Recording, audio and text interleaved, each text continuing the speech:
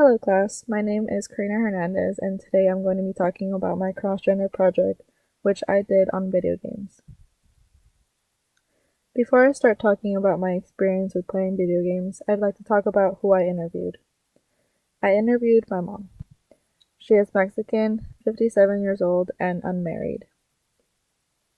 Growing up, what she did for leisure is play tag with her younger siblings, skip rocks in the lake, play marbles, and play with rag dolls. Growing up, she spent most of her time working and tending to the house since she was the eldest out of 8 and didn't really have time for leisure.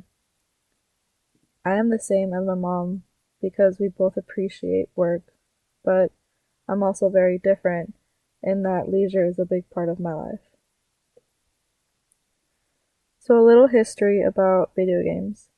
Video games date back to a man named Edward U. Condon, who designed a game where players avoided being the last one to pick up a matchstick to win.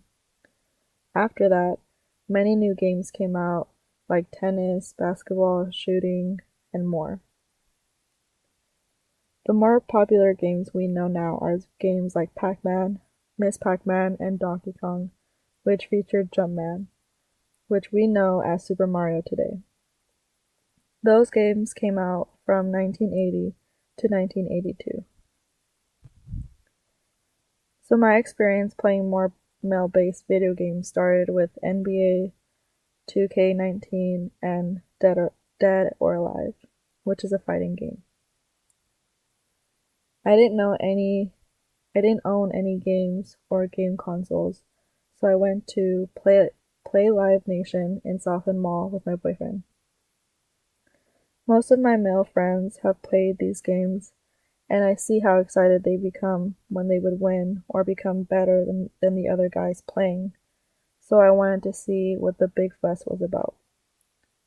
I never played video games before because I didn't have any interest playing them, and honestly, I thought that most of the games were going to be boring.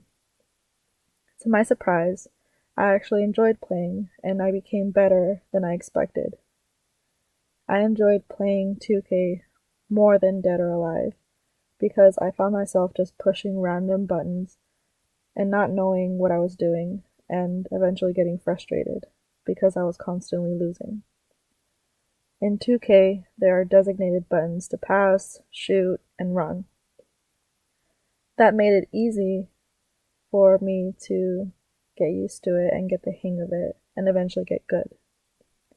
At one point, the final score was 108 to 97. I was really proud of my 97 because I thought that I would get 20 points max. I definitely see myself playing these games in the future. I think women don't play video games because they see video games as over-sexualizing women's bodies, and maybe some of them were like me and thought that they would be boring. But by playing video games myself, I could see a lot more women playing video games, either by themselves or with other people.